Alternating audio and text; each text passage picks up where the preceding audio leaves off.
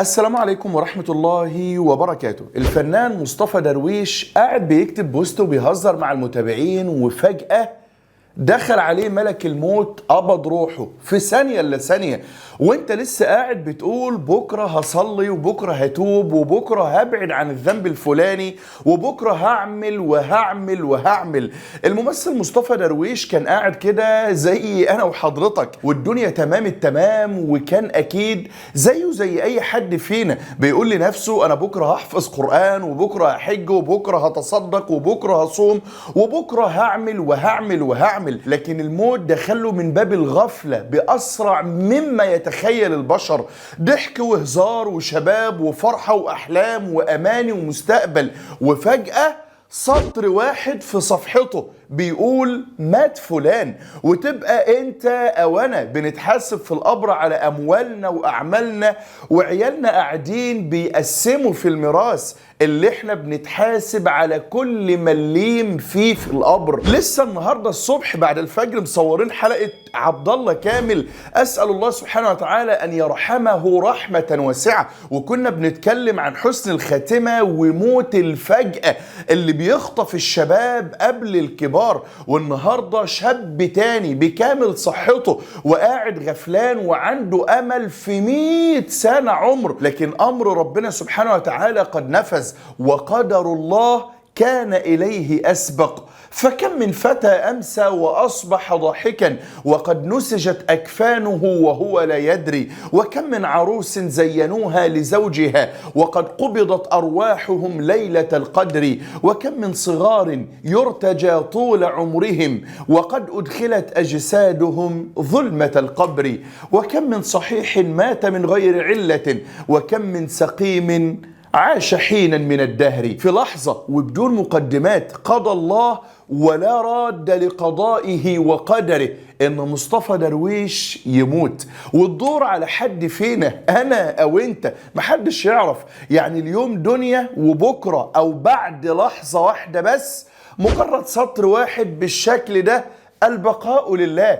توفي إلى رحمة الله تعالى الفنان مصطفى درويش. شوف الضحك والهزار اللي كان على صفحته قبل الخبر ده بدقايق قليلة بس، بينما ملك الموت كان واقف على الباب بيجهز وبيستعد لقبض روحه. حد من الناس كان قبل وفاته بس بيكتب له وهو بيهزر بيقول له أنا بقالي 4 ساعات على السرير بتقلب، تقولش سيخ كفتة، يعني مش عارف ينام. فبيرد عليه مصطفى درويش بإيموشن ضحك وهزار وفرفشة، بينما ملك الموت واقف على الباب بينتظر الأمر لقبض روحه. وهنا كمان حد يعرفه بيتعجب من موته فجأة وبيقول أنا لسه مكلمه من 5 ساعات، فهل من معتبر؟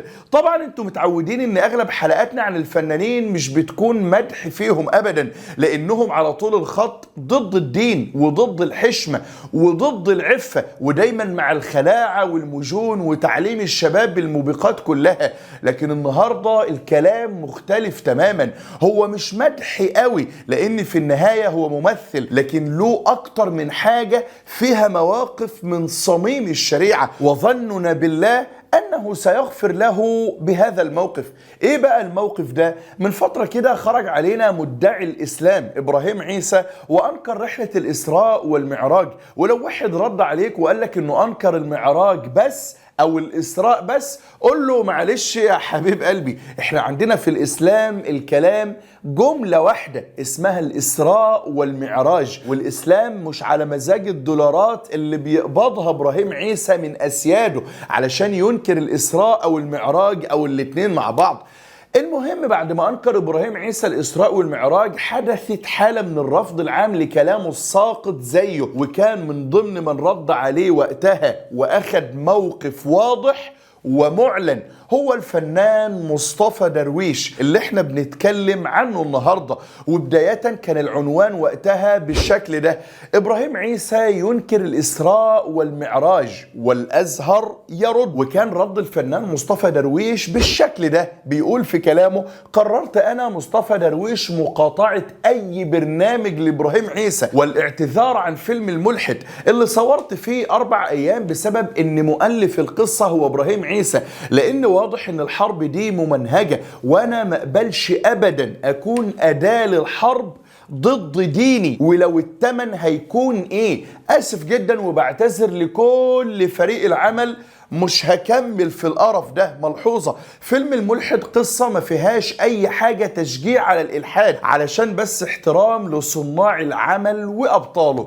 كلام وموقف جميل من مصطفى درويش وقتها انه يغضب لدينه الاسلام بهذا الموقف المشرف. ومن اجمل الجمل اللي في كلامه هي جملته: وانا ما اقبلش اكون اداة للحرب ضد ديني ولو التمن هيكون ايه. يعني لو التمن انه ما يمثلش ويقعد حتى بدون فلوس او يتوقف عن العمل عادي مش مهم، او النقابة تتحرك ضده برضه مش مشكلة.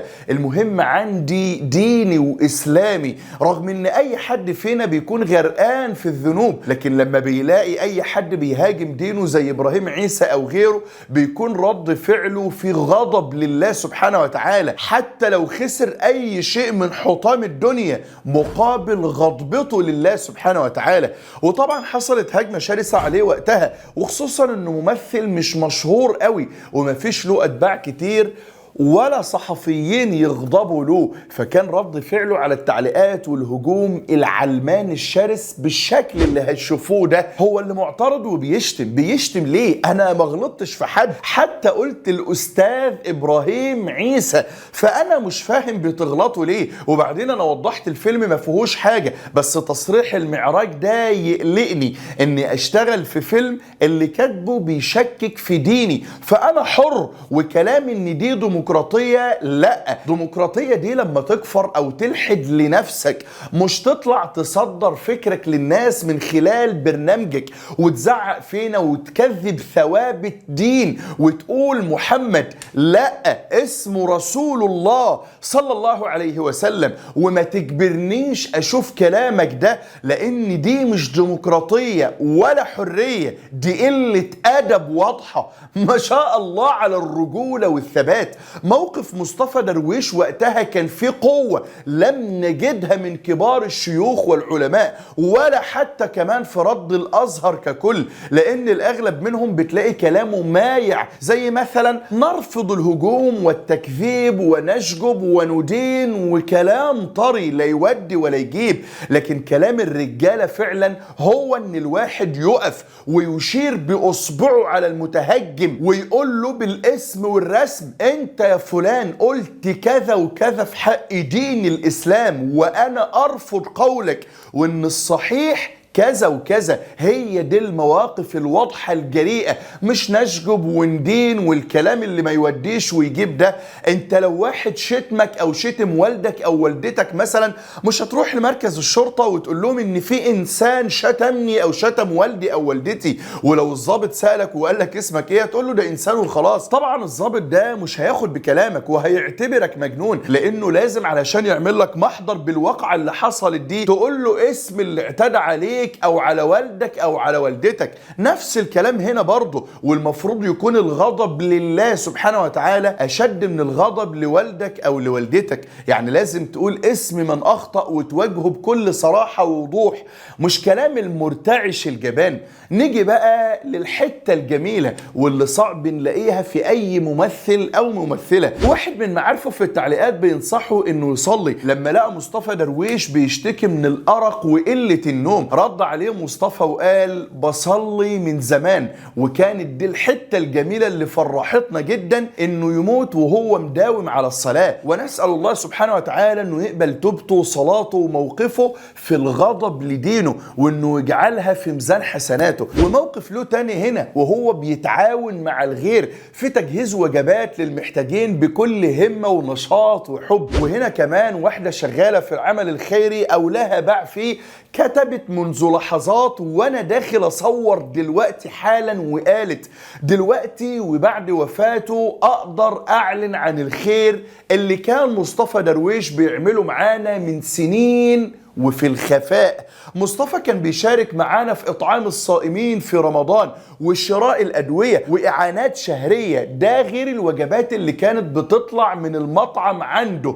آخر حاجة مصطفى عملها شراء ملابس العيد لأيتام، وصمم ان الاطفال يختاروا اللبس بنفسهم. وبعدها لك يا دنيا بعد وقت قليل قوي قوي هيكون حال احدنا ما رأيناه. البقاء لله. توفي الى رحمة الله تعالى شقيقي مصطفى درويش، والدفنة في صلاة العصر بالسرعة دي كده. اللي كان الصبح عمال يضحك ويهزر في الكومنتات ومش بيشتكي من اي حاجة، في لحظة فارق دنيانا وانتقل الى عالم اخر في غمضة عين. وبعد يا كرام في القصة عبرة، ومنها الدنيا بتخلص بسرعة جدا. قال كم لبثتم في الأرض عدد السنين؟ قالوا لبثنا يوما أو بعض يوم فاسأل العادين. أهل الدنيا دول كلهم يوم القيامة أول ما يشوفوا النار والعذاب والعقاب والحساب كأنهم يوم يرونها لم يلبثوا إلا عشية أو ضحاها. الدنيا دي هتمر في لحظة، فخد بالك واعمل حساب اليوم ده، اعمل حساب وقفتك بين يدي الله سبحانه وتعالى. لله در عمر يوم قال حاسبوا أنفسكم قبل أن تحاسبوا وزنوها قبل أن توزنوا وتجهزوا للعرض الأكبر يوم لا تخفى منكم خافية. كله هيقف وهتقرأ كتابك. اقرأ كتابك، كفى بنفسك اليوم عليك حسيبا. كتاب لا يغادر صغيرة ولا كبيرة إلا أحصاها ووجدوا ما عملوا حاضرا ولا يظلم ربك أحدا. فوق، توب، ارجع لربنا سبحانه وتعالى، الحق نفسك. الوقت بيمر هوا، من رمضان لرمضان بيمر في ثانية. رمضان خلص والستة من شوال خلصوا والعيد الكبير على الأبواب والأيام بتجري وكلها من عمري وعمرك. فوق قبل فوات الأوان. الدنيا غدارة وخاينة جدا، واللي يديها الأمان يبقى مغفل ومضحوك عليه من الشيطان ومن نفسه الأمارة بالسوء. ونكرر بدون ملل الكلام ليا والله قبل المستمع، لكن بنذكر وذكر فإن الذكرى تنفع المؤمنين. واختم وأقول لك التسويف هو أكتر شيء بيهلك المسلم. بلاش كل شوية تقول لنفسك بكرة هصلي، بكرة هحافظ على صلاة الجماعة. بلاش تكون قديس أمام الناس وإبليس حينما تخلو بنفسك. بلاش تبقى مع أصحابك أو الملتزمين تكون خطيب مفوه وسطهم، ولما تكون لوحدك تنتهك حرمات الله وتفعل ذنوب مستحيل تفعلها قدام اي حد، لكن شيطانك ونفسك خلاك جريء انك تعملها وانت عارف ان ربنا سبحانه وتعالى شايفك. يعني جعلت الله اهون الناظرين اليك. أخي، وإذا خلوت بريبة في ظلمة والنفس داعية إلى الطغيان فاستحي من نظر الإله وقل لها إن الذي خلق الظلام يراني. نسأل الله العفو والعافية في الدنيا والآخرة، ونسأل الله المغفرة للأخ مصطفى درويش، وأسأل الله أن يتقبل صدقاته وصلاته وموقفه في دفاعه عن الإسلام، ونسأله سبحانه أن يغرق سيئات هذا الرجل في بحر عفوه وغفرانه وكرمه وجوده. رب اغفر لأبي وارحمه رحمة واسعة، واشف أمي وامسح عليها بيمينك الشافية، وأبرئ جسدها من كل داء يا ذا الجلال والإكرام. وسبحانك اللهم وبحمدك أشهد أن لا إله إلا أنت أستغفرك وأتوب إليك. أحبكم في الله، والسلام عليكم ورحمة الله وبركاته.